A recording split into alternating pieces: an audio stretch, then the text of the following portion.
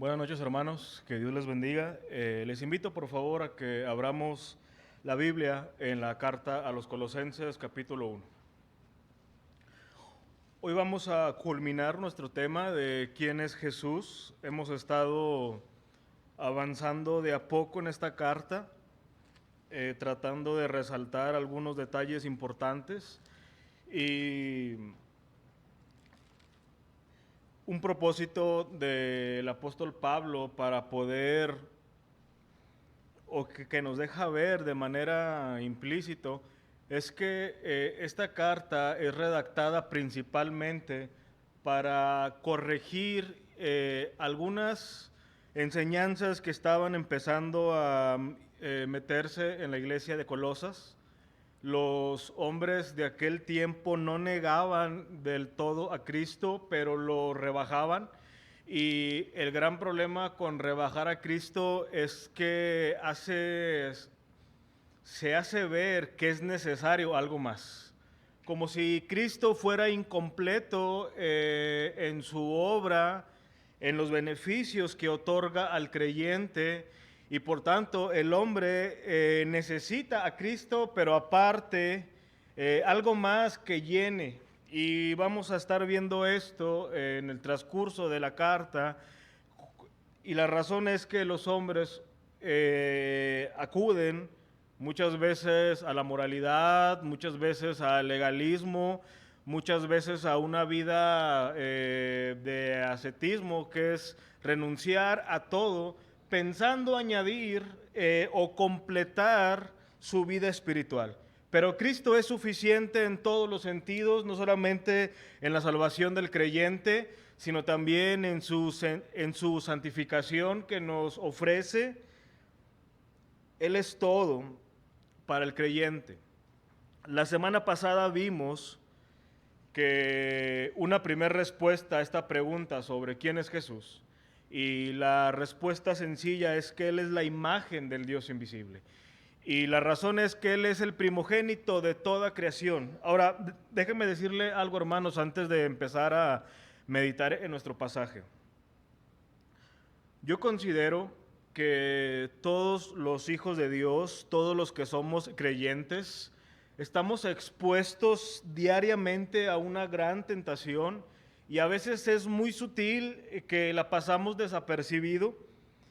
Y es que cada día, hermanos, estamos expuestos en una tentación en nuestra mente por declarar quién es lo más importante y lo más prioritario en nuestra vida. Esa es una lucha que se gesta en nuestra mente por tratar de definir qué es lo más prioritario en nuestra vida. Y la razón es que no basta con tener una declaración correcta sobre Jesús, no basta con entender a Cristo conceptualmente o doctrinalmente únicamente, sino basta que verdaderamente creamos y que se haga una convicción en nosotros acerca de la primacía de Cristo sobre nosotros, porque nos despertamos con esa gran lucha, muchas veces muy sutil, que es más importante Cristo o nuestros sentimientos. Porque muchas veces nuestros sentimientos son los que determinan o pareciera determinar qué es lo verdadero sobre algo. Y esta lucha es tan sutil porque muchas veces la pasamos desapercibida y no alcanzamos a dimensionar todas las implicaciones de no tener una ancla correcta ni una convicción profunda que Cristo es primero en todo. Y lo reflejamos en nuestro diario vivir, en lo que nos mueve a actuar, en lo que nos mueve a decidir, en las circunstancias cotidianas y en las que no son tan cotidianas, manifestamos qué es lo más prioritario en nosotros. Y a veces confundimos lo prioritario con lo importante, o lo prioritario con lo urgente. Y hoy vamos a responder esta pregunta nuevamente, ahora con otra respuesta que nos ofrece nuestro pasaje. Y la respuesta que hoy vamos a estudiar bajo la pregunta ¿quién es Jesús?, vamos a responder que Jesús es la cabeza de la iglesia y Jesús es el primogénito de entre los muertos. Jesús es la cabeza de la iglesia y Él es el primogénito de entre los muertos. Como empecé diciendo, la semana pasada vimos que Jesús es la imagen del Dios invisible. Es el eikon, esa es la palabra en el original, que es la imagen exacta o la representación exacta de Dios, de tal manera que nuestro pasaje nos comunica la idea que Jesús es Dios. Y vimos algunas de las implicaciones y argumentos para sostener esto, como que Él es el primogénito de la creación y Él es antes de todas las cosas. Los seres humanos empezamos a existir cuando nacemos y no existe base alguna para sostener lo que algunas religiones intentan proponer, en donde dice que los hombres de algún modo tienen una vida pasada y después de morir aspiran a una nueva vida donde van a encarnar en algo diferente. La Biblia rechaza toda noción de reencarnación y en cambio afirma que está declarado que los hombres mueran una sola vez y después de esto el juicio. A diferencia de los demás hombres, Jesús tiene una existencia previa. Es decir, su historia no comenzó en Nazaret ni en Belén, se remonta a la eternidad, puesto que todo ha sido creado por medio de Él. Él mismo tuvo que haber existido antes de todas las cosas. La Escritura afirma acerca de Jesús que Él es el alfa y el omega, el primero y el último, el principio y el fin. De hecho, una declaración de Jesús por lo cual los judíos querían matarle es que Él declaró que antes de Abraham o antes que Abraham naciera, Él ya era. En su oración sacerdotal, Jesús clamó diciendo al Padre: glorifícame, oh Padre, junto a ti y con la gloria que tuve antes que el mundo existiera.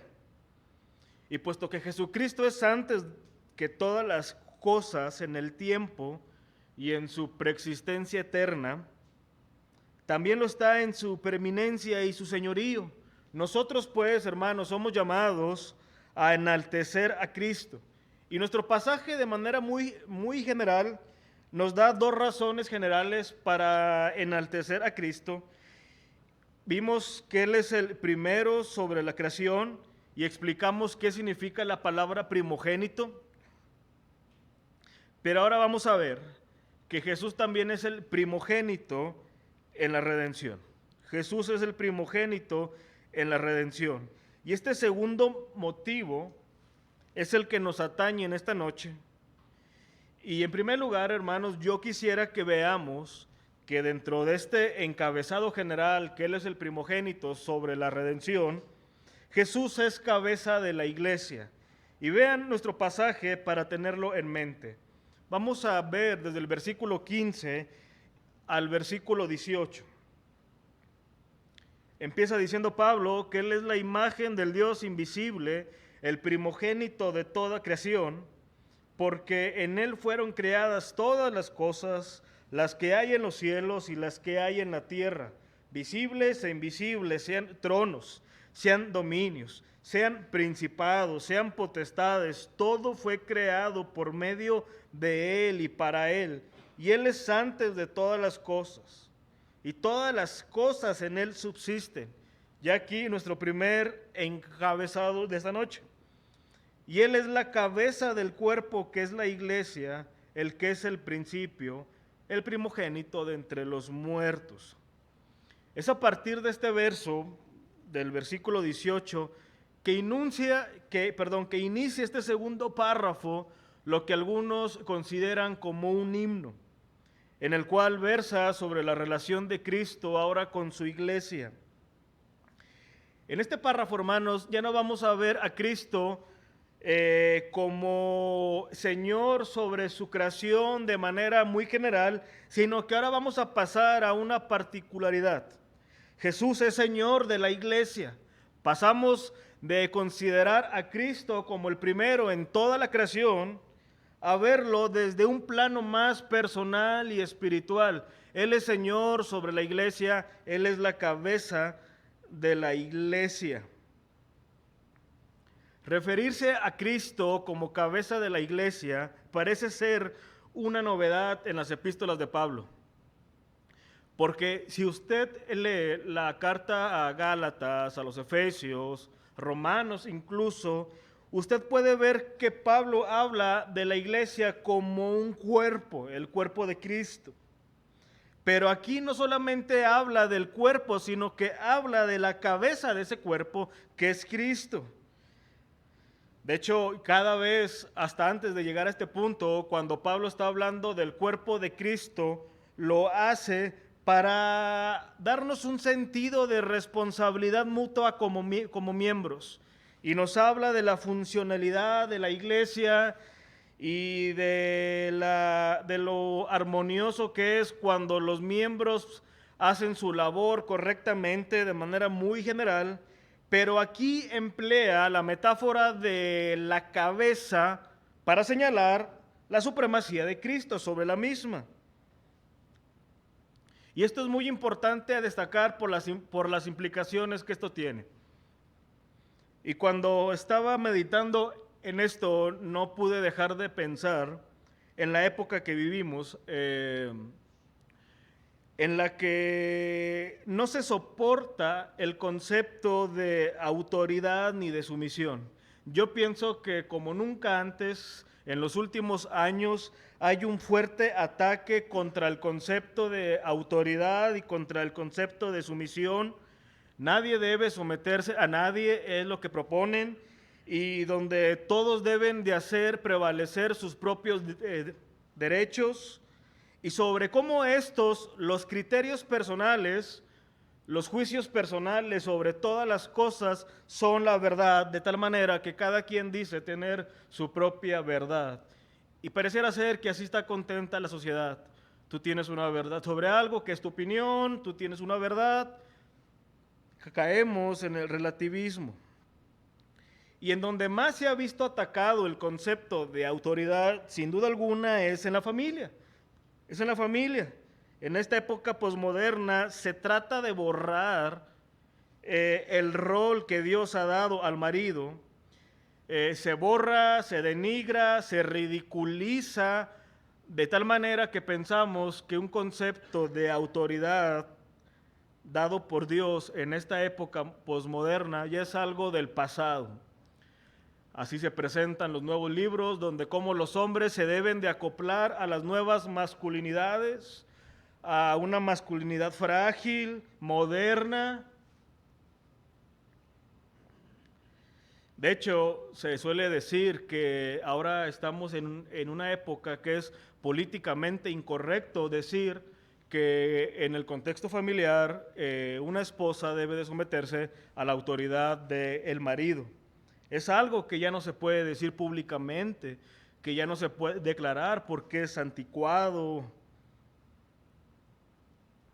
Pero nosotros, cuando vamos a las Escrituras, podemos ver cómo se declara categóricamente esto, y lo interesante para nosotros es cómo la enseñanza del marido como cabeza del hogar siempre está con relación o a la comparación con la autoridad que ejerce Cristo sobre la iglesia, de tal manera que si borramos o si tratamos de borrar el concepto de liderazgo o de autoridad del hombre, vamos a empezar a borrar el concepto de cabeza de Cristo sobre la iglesia.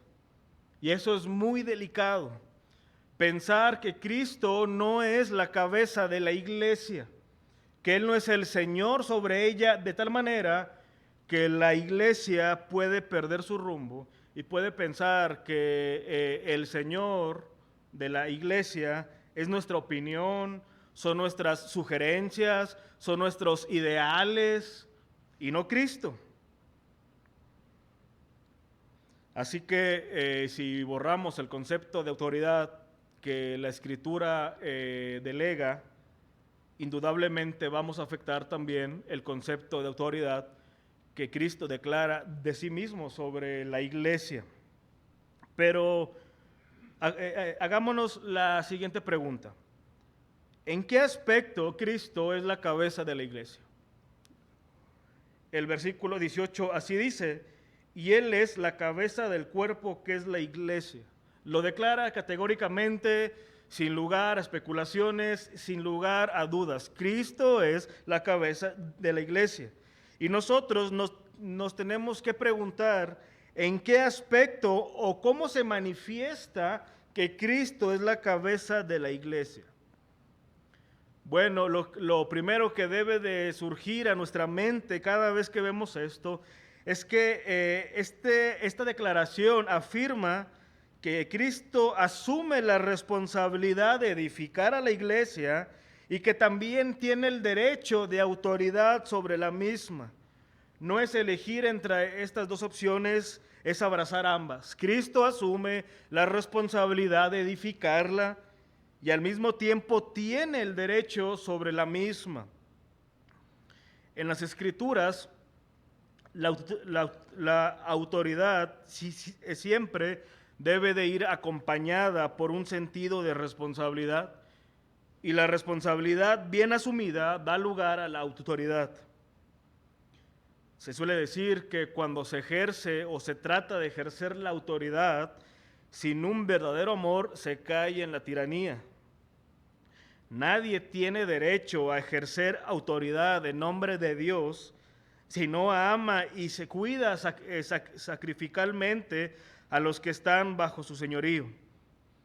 Así que una persona bien entendida y que entiende lo que es el cuidado, va a asumir que el cuidado y el gobierno son inseparables. Pero nuestro pasaje nos ofrece al menos dos razones de por qué Cristo es la cabeza de la iglesia. En primer lugar, se nos dice que Él es el principio. Él es el principio. O sea que Él es el que da origen a la iglesia. Cristo no solamente ha creado el universo, sino que también ahora ha creado, valga la redundancia, una nueva creación, conformada ya no por la generalidad, sino por un grupo de personas redimidas. A eso nos referimos cuando hable de una nueva creación. Todos los redimidos le deben a Cristo su existencia. Por tanto, Cristo sustenta, nos alimenta y proporciona el crecimiento correctamente a la misma. Eso significa, en primer lugar, que Cristo es la cabeza de la iglesia. De ahí que Cristo sea nuestro modelo perfecto de cabeza y de todo lo que representa el tener autoridad. El estándar es muy alto para los hombres. Cristo es el modelo perfecto de lo que es una cabeza. Nosotros como hombres, como esposos, no aspiramos a ser como otro hombre más, aunque pueda haber muy buenos modelos. Nosotros debemos de aspirar a ser como Cristo, de ahí el estándar tan alto. Pero en segundo lugar, también nos dice nuestro pasaje que Él es el primogénito. El concepto de Cristo como cabeza de la iglesia incluye la idea de que Él dio origen. Es decir, como el cuerpo no puede existir sin la cabeza, así tampoco la iglesia no tendría razón de existir si no fuera por Cristo. Él es el fundador y creador de la iglesia. Pero también es el principio por cuanto Él mismo, por decirlo de algún modo, es el primer miembro de la iglesia. La iglesia constituye una nueva humanidad compuesta por personas resucitadas, lo vamos a explicar ahorita, de las cuales Cristo es la primera, Él es el primogénito. Él es el primero tanto porque es el creador, pero también porque antecede temporalmente a todos en el aspecto de su resurrección. Me llama la atención, hermanos, que el Nuevo Testamento, cuando habla de la iglesia y de la importancia de Cristo, emplea varias metáforas para tratar de aclararnos la primacía de Cristo. Por ejemplo, se usa mucho la metáfora de la piedra angular. De hecho, Pablo mismo la usa en un texto que es muy similar al que estamos viendo, pero en la carta a los Efesios.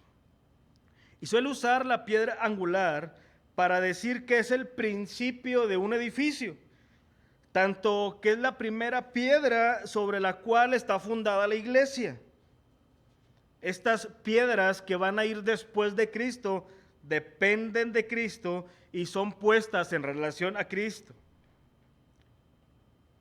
Pero aquí lo que estamos viendo es que Pablo ya no sigue con la misma metáfora, sino que cambia la imagen y ahora contempla a la iglesia como una familia de la cual Cristo es el primero, es el hermano mayor, es el primogénito.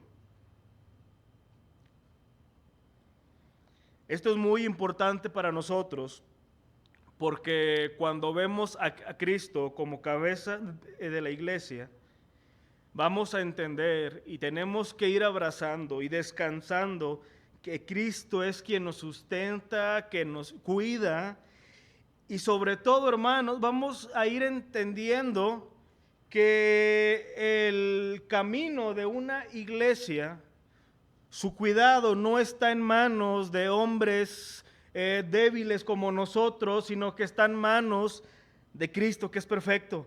¿Qué consolador es eso? Porque si pensamos, por ejemplo, en un negocio, su crecimiento en un aspecto muy general va a depender de la creatividad y de la habilidad de los hombres. Qué tan tenaz es para emplear, para negociar, para decidir.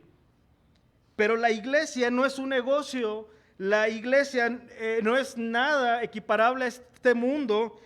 Es una institución creada por Cristo y Él es el primero en decir que Él es el encargado de sustentarla y de llevarla a su propósito. Así que nosotros estamos en vísperas de cerrar un año y siempre que cerramos un año pensamos en el siguiente con todo lo que implica, con todos los retos, con los planes, con las luchas, y algo que tiene que venir a nuestra mente al meditar en todo eso es que Cristo cuidará de nosotros. Cristo cuidará de la iglesia y nos llevará hacia el propósito que Él tiene para nosotros sin descuidar nuestra responsabilidad. Así que, ¿en qué radica la belleza de la iglesia? ¿En qué radica? ¿En los miembros que la componen? ¿En las instalaciones de nuestra iglesia? No, hermanos, nada de esto añade un plus a la iglesia. La belleza de nuestra iglesia radica en quién es su Señor, que es nuestro Señor Jesucristo, el todo perfecto, el primogénito sobre la iglesia. Esto es tan importante para nosotros, o debería de serlo. A veces cuando visitamos otras iglesias, pensamos, bueno, tienen muy bonitas instalaciones, podemos imitar esto, hacer esto, y no es malo. Pero no pensemos, hermanos, que lo que hace a una iglesia más importante son los aspectos humanos. La belleza de la iglesia reposa en Cristo. Así que una pregunta que surge a nosotros en respuesta a esto es, ¿cómo debemos relacionarnos con nuestra cabeza? Con sujeción. De la misma manera que las Escrituras hacen un llamado tan especial a las esposas y se deben de esforzar en ello, nosotros como integrantes y como esposa de Cristo debemos de esforzarnos por someternos a Cristo. Si es que le tenemos por Rey y por Señor de nuestra iglesia. Y reconociendo que el sentido de sujeción no es algo con lo cual nacemos. Nadie nace con la tendencia a someterse a la autoridad. De hecho, es lo opuesto. Es lo opuesto. Apocalipsis capítulo 5, versículos 12 y 13 dice: el cordero que fue inmolado digno es de recibir el poder. Al que está sentado en el trono y al cordero sea el dominio por los siglos de los siglos.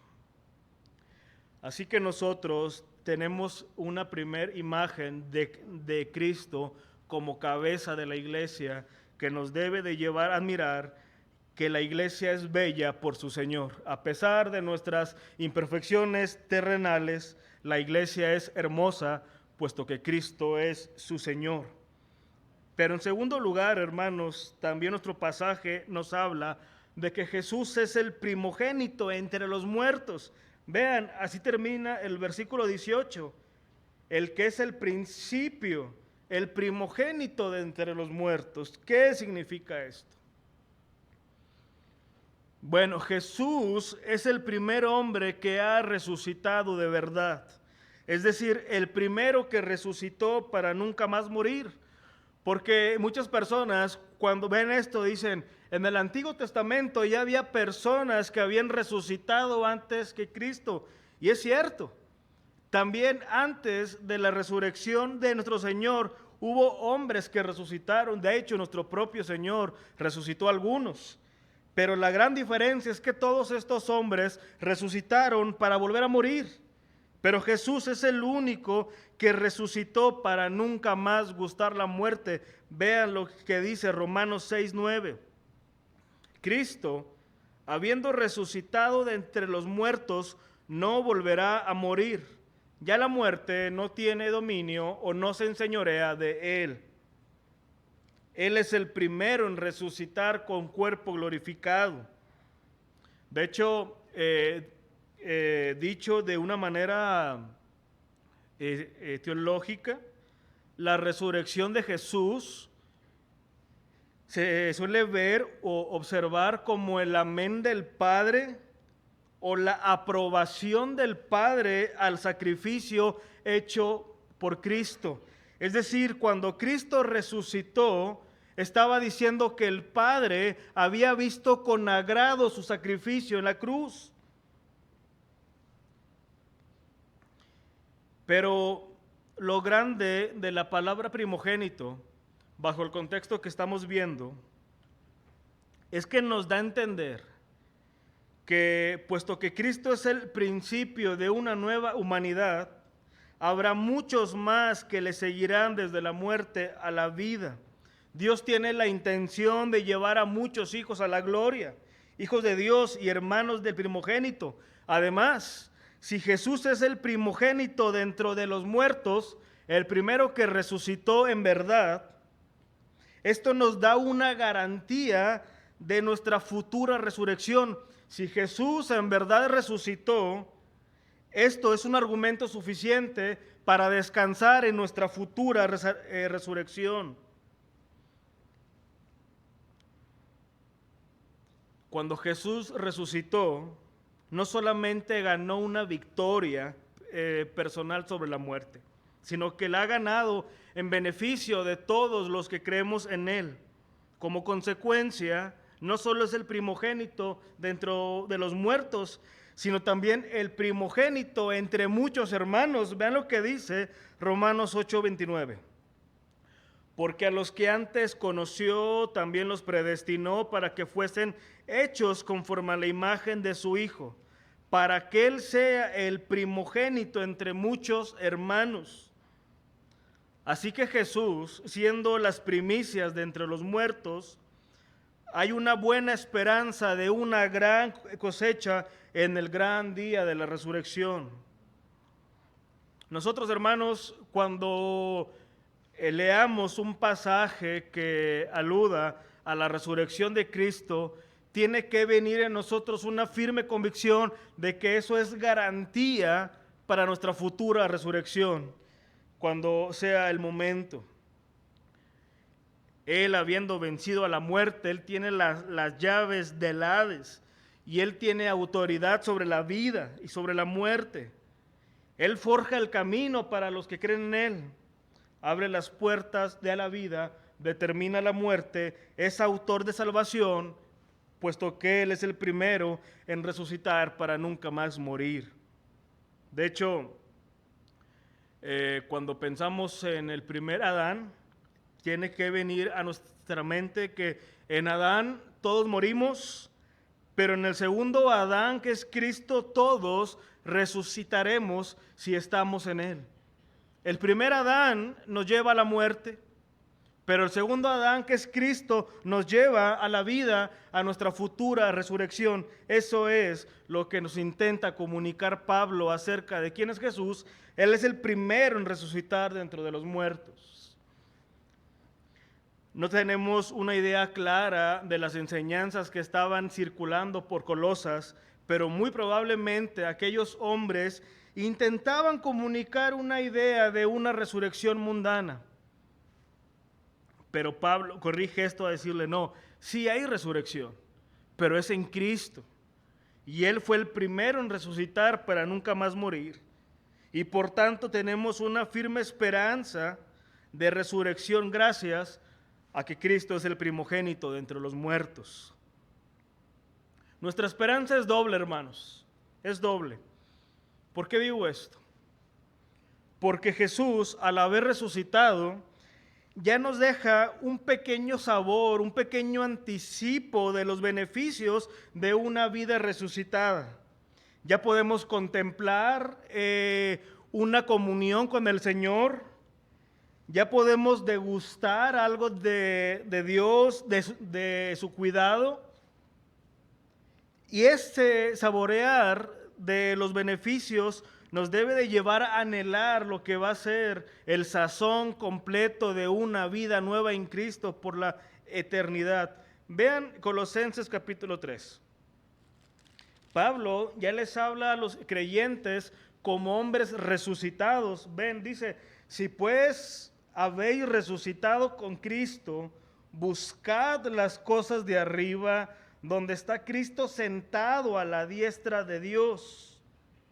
Poned la mira en las cosas de arriba, no en las de la tierra, porque habéis muerto y nuestra vida está escondida con Cristo en Dios. Él les habla como a futuros creyentes, pero les habla como a hombres ya resucitados, a futuros creyentes que gozarán por completo de los beneficios de una vida resucitada. Es por eso, hermanos, que no me dejarán mentir, que a pesar de las aflicciones de vivir en un mundo caído, de vivir en un cuerpo que aún alberga el pecado, nosotros aún podemos degustar los beneficios de estar en Cristo. Aún podemos degustar, a pesar de tu dificultad, a pesar de tus limitantes, a pesar de todo, a pesar de que exista un hombre que tenga una lista interminable de quejas, si verdaderamente es creyente, se puede reponer a eso porque ya puede degustar de los beneficios de una comunión con el Señor, puesto que ya resucitó. Pero todo lo que hemos visto hasta aquí, hermanos, el hecho de que Pablo hablara de que Cristo es cabeza de la iglesia y luego que hablara que Él es el primogénito dentro de los muertos, es para llevarnos a lo siguiente. Vean el versículo 19. Termino leyendo el 18 y empiezo el 19. Una vez que habla de que Él es el primogénito de entre los muertos, dice, para que en todo tenga la preeminencia, por cuanto agradó al Padre que en Él habitase toda la plenitud.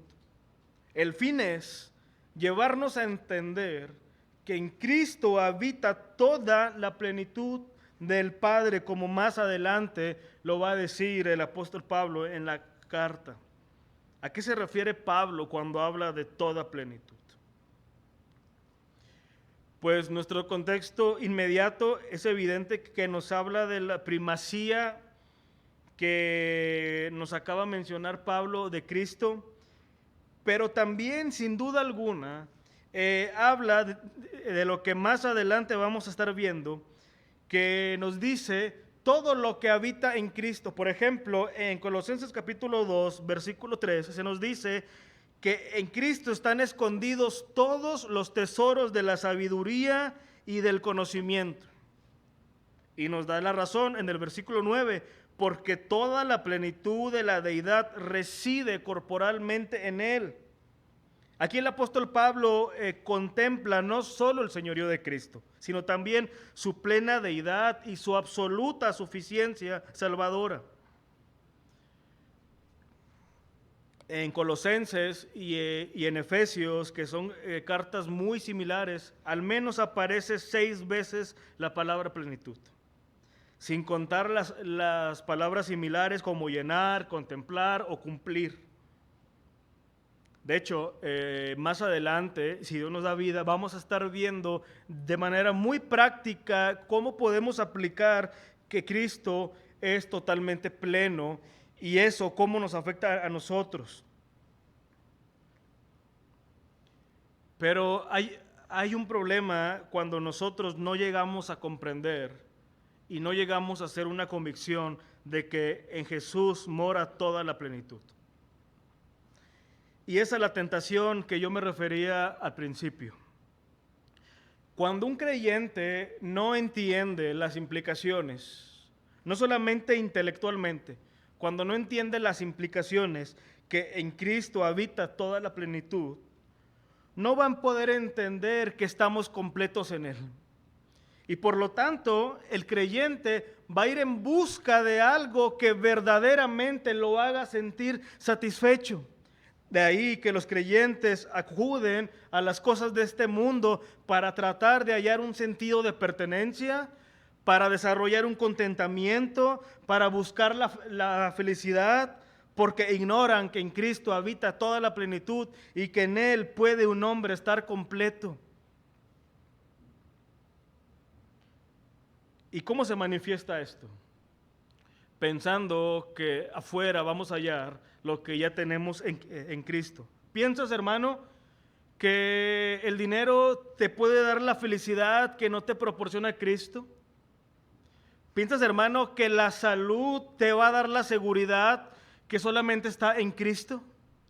¿O piensas que el tener todo ordenado correctamente te va a dar la tranquilidad que solamente está en Cristo? En Él habita toda la plenitud. Si llegamos a comprender con las implicaciones que nuestro Señor mora toda la plenitud, vamos a poder estar completos en Él.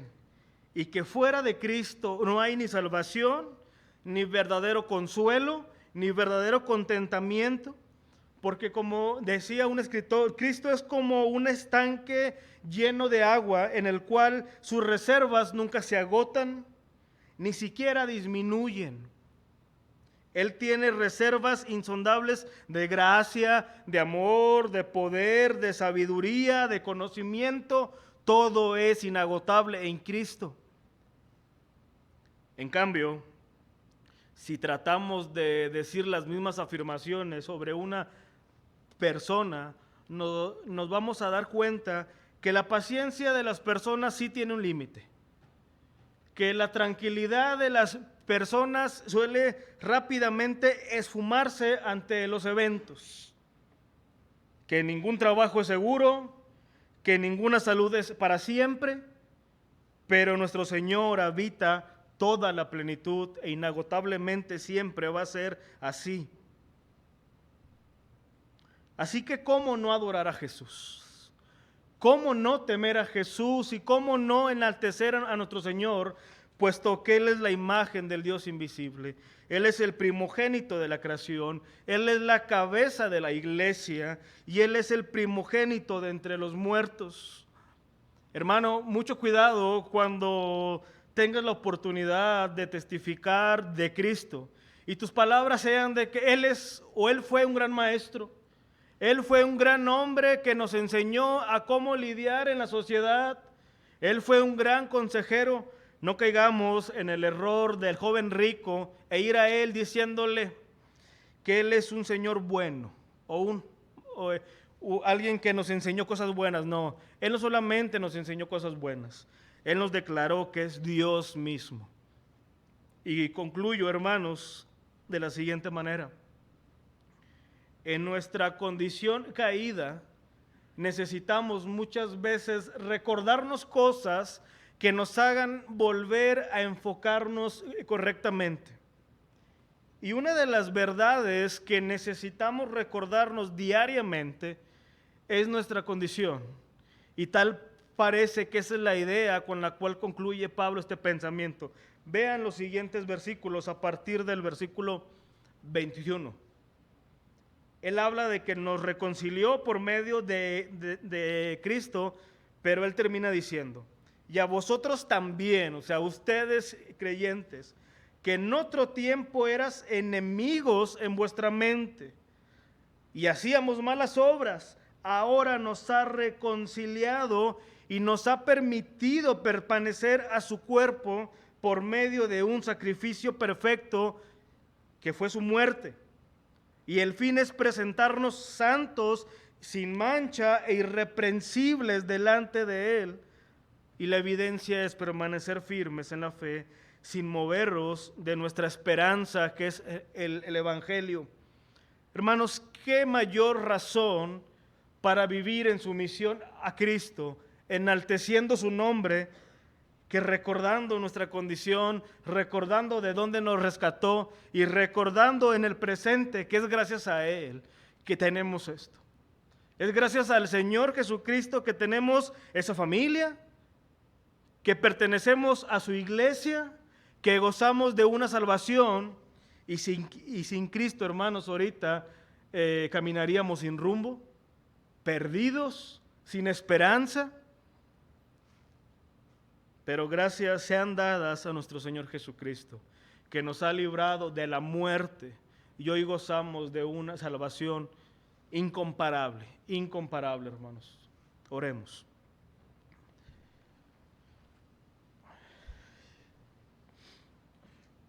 Padre, te damos gracias, Señor, por medio de nuestro Señor Jesucristo, por lo que Él es. Te suplicamos, Señor, que nos perdones cuando nuestro concepto acerca de Jesús es tan limitado y a veces tan humanista. A veces lo rebajamos con las implicaciones, pero sobre todo, Señor, perdónanos cuando nuestra vida no se conforma al señorío de Cristo. Ayúdanos, Señor, a entender que es un beneficio para nosotros vivir sujetos a aquel que es Señor de todo, no solamente de la creación, sino también de la nueva creación que es tu iglesia. Gracias, Padre, porque tuviste un día bien el salvarnos por medio de nuestro Señor Jesucristo. Danos una mirada espiritual para ver lo bello que es la iglesia, puesto que en ella habita el Señor de todo. Gracias, Padre, por tu palabra que nos permite conocer más a Cristo. Y te suplico que sea tu Espíritu Santo que traiga a nosotros las implicaciones de esas declaraciones. Todo te lo rogamos en el nombre de nuestro gran Señor Jesucristo. Amén.